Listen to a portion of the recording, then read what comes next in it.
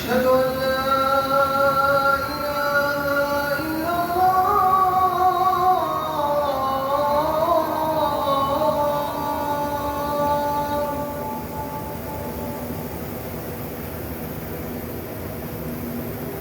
أشهد أن محمدًا رسول الله.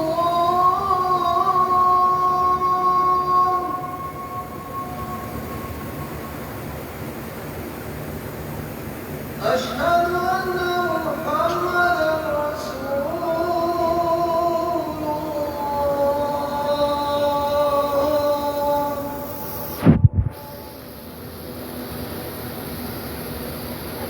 حي على الصلاة.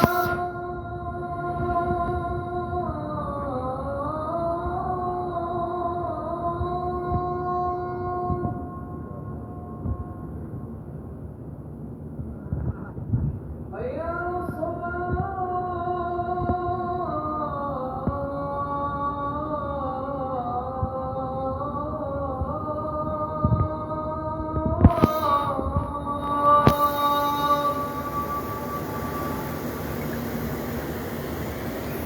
حي على الفلاح.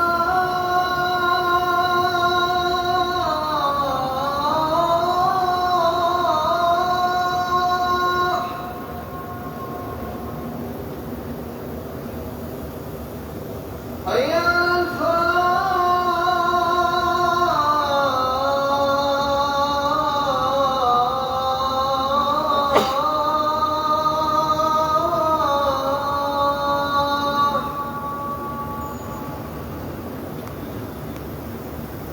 الله أكبر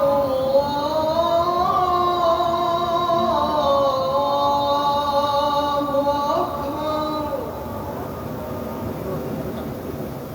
لا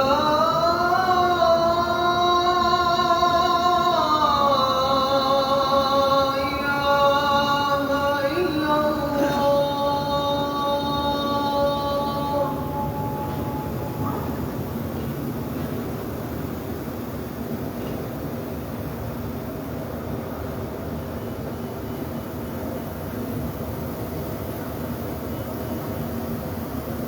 الحمد لله الذي لم يزل ولا يزال بالجلال والكمال موصوفا، وبالإحسان والجود معروفا، وله من الأسماء الحسنى أحسنها، ومن الصفات أكملها، ومن الأفعال أعدلها وأحكمها. وأشهد أن لا إله إلا الله وحده لا شريك له في ألوهيته وربوبيته وأسمائه وصفاته. وأشهد أن نبينا محمدًا عبده ورسوله، أفضل من عظم ربه ووحد خالقه، صلى الله عليه وعلى آله وأصحابه. أما بعد، فاتقوا الله وأطيعوه. قال جل وعلا: واتقوا الله إن الله شديد العقاب. واتقوا الله إن الله سريع الحساب. واتقوا الله إن الله عليم بذات الصدور. واتقوا الله إن الله خبير بما تعملون. فمن يتق الله فله الجزاء الأكمل والثواب الأجزل. وعد الله الذين آمنوا وعملوا الصالحات لهم مغفرة وأجر عظيم. إخوة الإسلام، أجل المقاصد وأنفع العلوم وأشرفها وأعلاها العلم بأسماء الله الحسنى الدالة على أحسن المعاني وأكمل الصفات وأجلها وأعظمها وأمجدها. وإن أعظم ما يستنير به القلب وينشرح به الصدر معرفة أسماء الله الحسنى وصفاته العلى من مشكاة الوحي فمن تلقاها بالقبول والرضاء والتسليم وأذعن لها بالانقياد واطمأنت إليها نفسه وسكن إليها قلبه وقويت بها معرفته متعبدا لله بها ازداد بها إيمانا بالله عز شأنه وتعظيما لربه جل جلاله، واشتدت محبته وإجلاله لخالقه تبارك وتعالى. ففلاح العبد وسعادته في إقراره بأسماء الله الحسنى وصفاته العلى، بل وليست حاجة القلوب إلى شيء أعظم منها إلى معرفة بارئها وفاطرها ومحبته وذكره والابتهاج به وطلب الوسيلة إليه والزلفى عنده. ولا سبيل إلى هذا إلا بمعرفة أسمائه وأوصافه الواردة في القرآن الكريم والسنة المطهرة. وكلما كان العبد بها أعلم كان بالله أعرف ولو أقلب وإليه أقرب. فأسماء الله العظيم المجيد المتكبر المتعال الحي القيوم ذي الجلال والإكرام الإله القادر القاهر العلي الأعلى على عرشه استوى الأحد الصمد، كل ذلك يملأ القلب تعظيما لله جل وعلا وإجلالا له ورهبة منه وخوفا ورغبة ومحبة له، وأنه سبحانه لا ملجأ منه إلا إليه، فلا يصمد العبد في حاجاته ودعائه إلا إليه وحده عز شأنه. وأسماء الله الخبير العليم اللطيف الشهيد الرقيب السميع البصير يملأ القلب بمراقبته عز شأنه مراقبة تامة في الحركات والسكنات، حينئذ تقود العبد إلى التقرب إليه سبحانه والمسارعة إلى الطاعات والبعد عن المنهيات. وأسماء الله الرحمن الرحيم البر الكريم الجواد الرزاق تملأ القلب محبة له وشوقا وطمعا في رزقه ورحمته وحمدا له وشكرا. وهكذا كلما ازداد الإنسان معرفة بأسماء الله وصفاته ازداد إيمانا به وعبودية وهيبة وإجلالا وخضوعا وتذللا ورغبة وطلبا. قال تعالى: ولله الأسماء الحسنى فادعوه بها الله لا إله إلا هو له الأسماء الحسنى. ويقول صلى الله عليه وسلم: إن لله 99 اسما من أحصاها دخل الجنة، متفق عليه. ومعنى أحصاها حفظها ألفاظا وفهم معانيها ومدلولاتها وعمل بمقتضاها وأحكامها.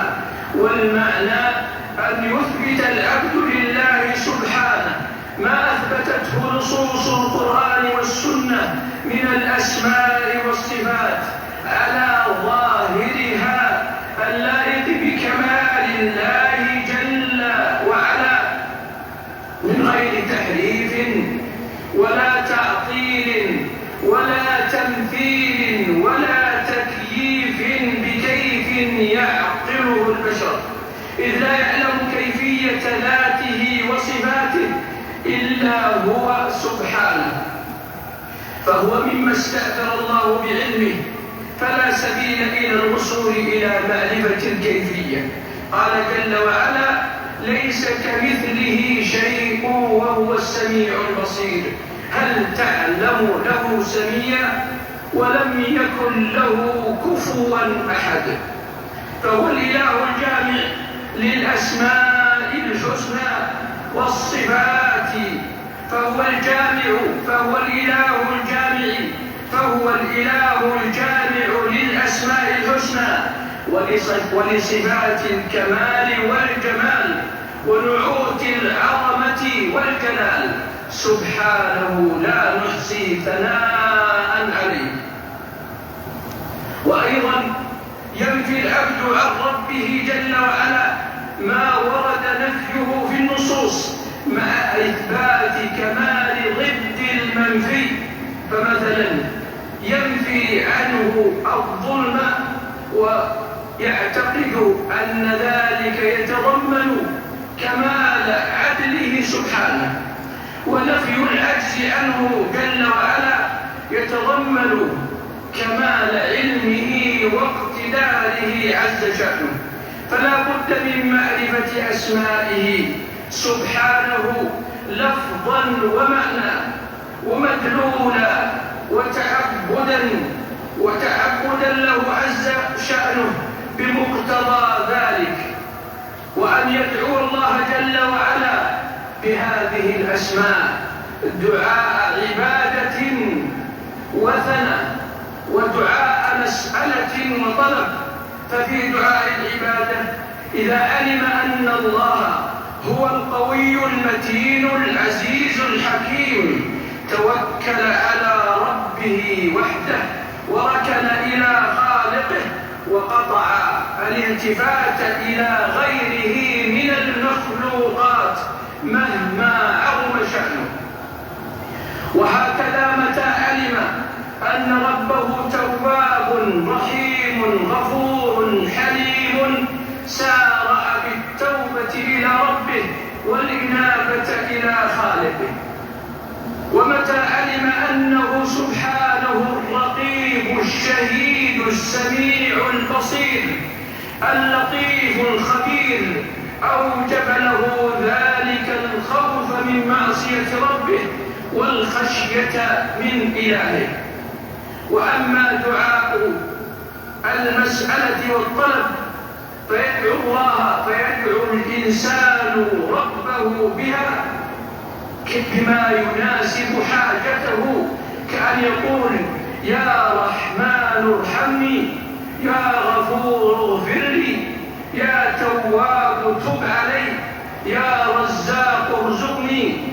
ولهذا كان أكثر دعاء الأنبياء في القرآن ربنا، لأن إجابة الداعين وإعطاء السائلين وغياث المستغيثين كل ذلك من معاني الربوبية التي تقود إلى الألوهية، إذ هو سبحانه المتصرف القادر المدبر الرزاق المعطي الإله الذي لا يسأل إلا هو ولا يدعى إلا إياه ولا يستغاث إلا به. اللهم ارزقنا العمل النافع والعمل الصالح واجعلنا هداة مهتدين غير ضالين ولا مضلين. قل ادعوا الله أو ادعوا الرحمن أيما تدعوا فله الأسماء الحسنى. اللهم هب لنا في هذه الساعة علما ترضى به عنا سبحانك لا نحصي ثناء عليك أنت كما أثنيت على نفسك. وصلى الله وسلم على نبينا ورسولنا محمد.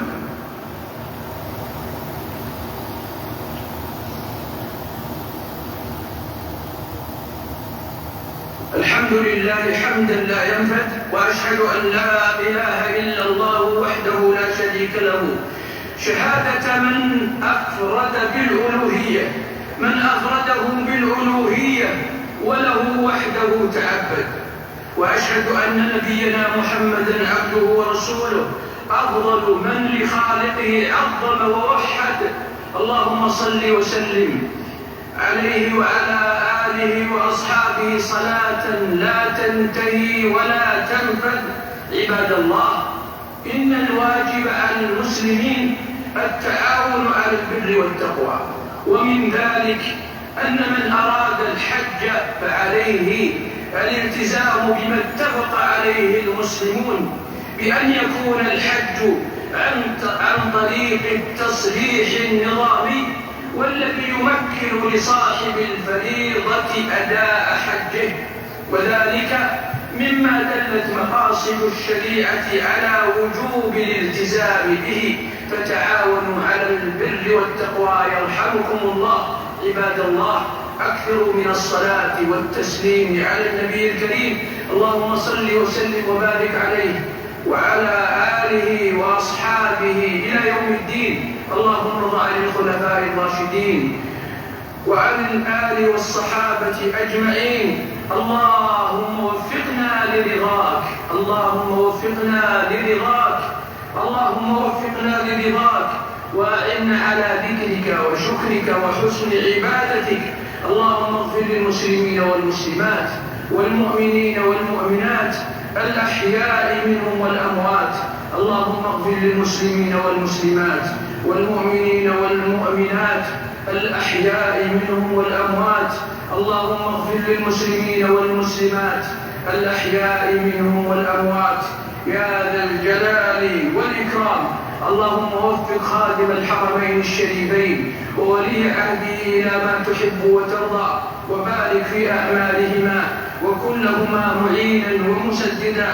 اللهم احفظ المسلمين في كل مكان، اللهم احفظ المسلمين في كل مكان، اللهم احفظ المسلمين في كل مكان، وأعزهم بعزك يا ذا الجلال والإكرام. اللهم انصرهم على أعدائهم، اللهم انصرهم على أعدائهم، اللهم انصرهم على أعدائهم. اللهم عليك بأعداء المسلمين، اللهم عليك بأعداء المسلمين. اللهم أرنا فيهم عجائب قدرتك، اللهم أرنا فيهم عجائب قدرتك، اللهم أرنا فيهم عجائب قدرتك يا ذا الجلال والإكرام. يا قوي يا متين. سبحان ربك رب العزة عما يصفون، وسلام على المرسلين، والحمد لله رب العالمين.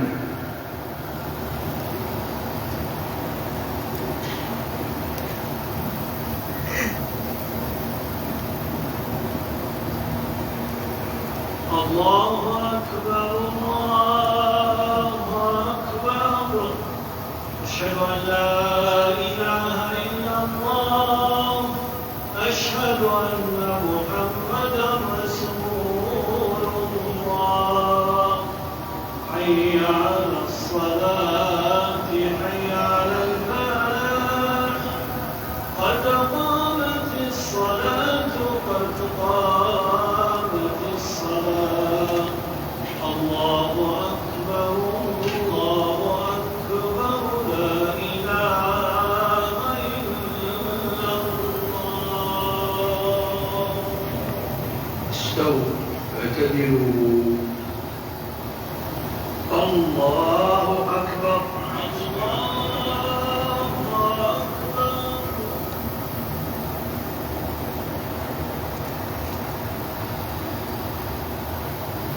الحمد لله رب العالمين،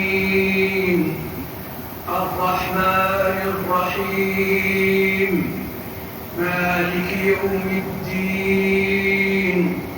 إياك نعبد وإياك نستعين، اهدنا الصراط المستقيم، صراط الذين أنعمت عليهم غير المغضوب عليهم ولا الضالين. آمين.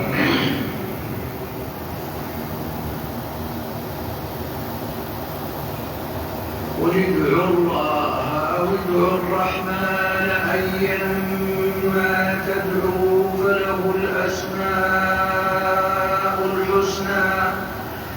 ولا تجهر بصلاتك ولا تخافت بها، وابتغ بين ذلك سبيلا. وقل الحمد لله الذي لم يتخذ ولدا ولم يكن له شريك في الملك ولم يكن له ولي من الذل وكبره تكبيرا. الله أكبر الله أكبر.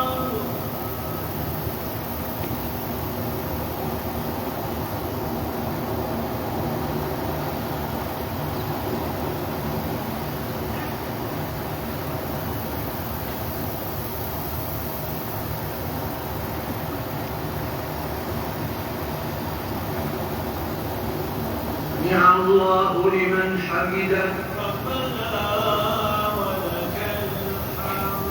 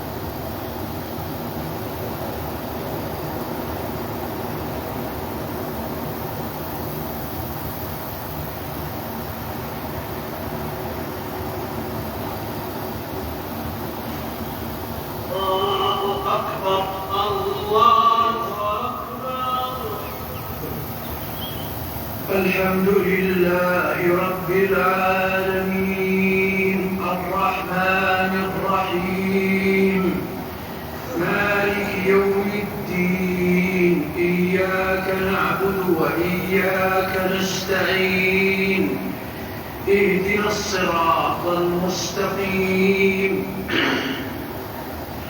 صراط الذين أنعمت عليهم غير المغضوب عليهم ولا الضالين آمين.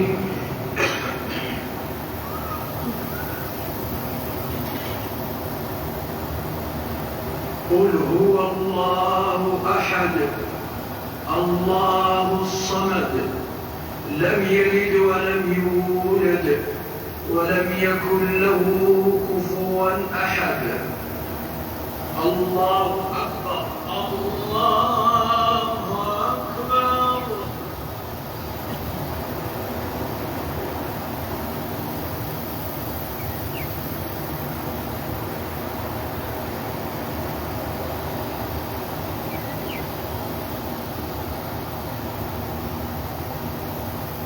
سمع الله لمن حمده ربنا ولك الحمد.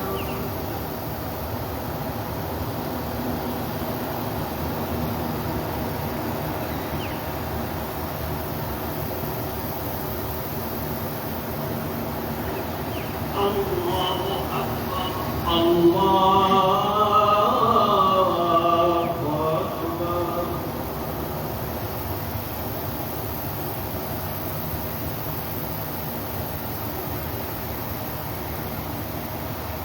الله أكبر.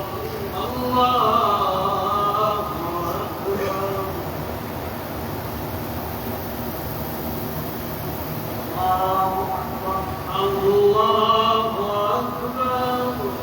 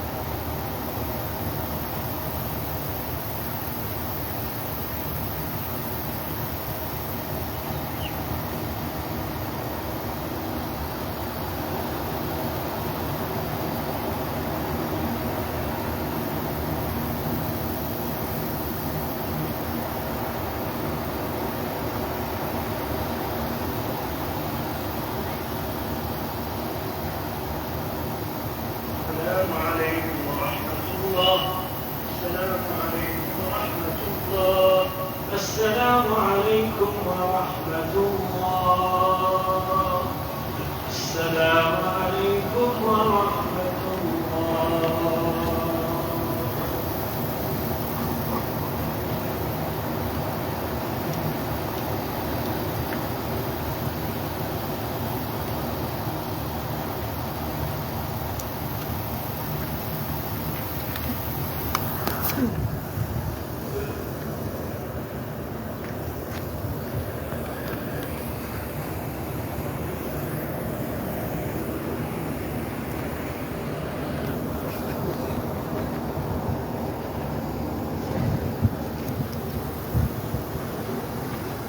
الصلاة على الأموات والطفل يرحمكم الله.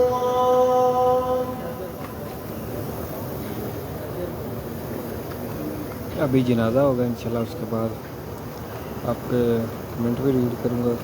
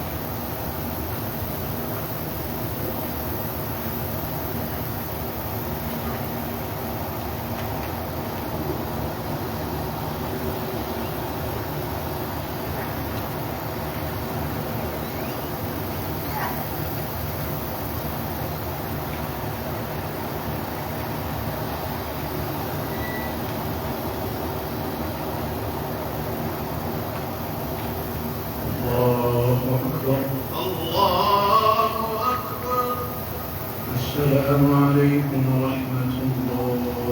السلام عليكم ورحمة الله.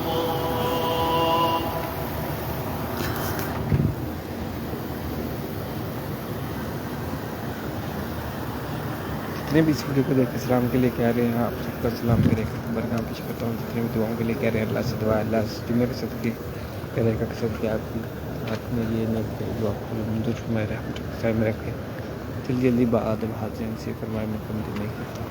आमीन आमीन या रब्बल आलमीन। सुब्हान रब्बिका रब्बिल इज़्ज़ति अम्मा यसिफून, वस्सलामुन अलल मुरसलीन, वल्हम्दुलिल्लाहि रब्बिल आलमीन। ला इलाहा इल्लल्लाह।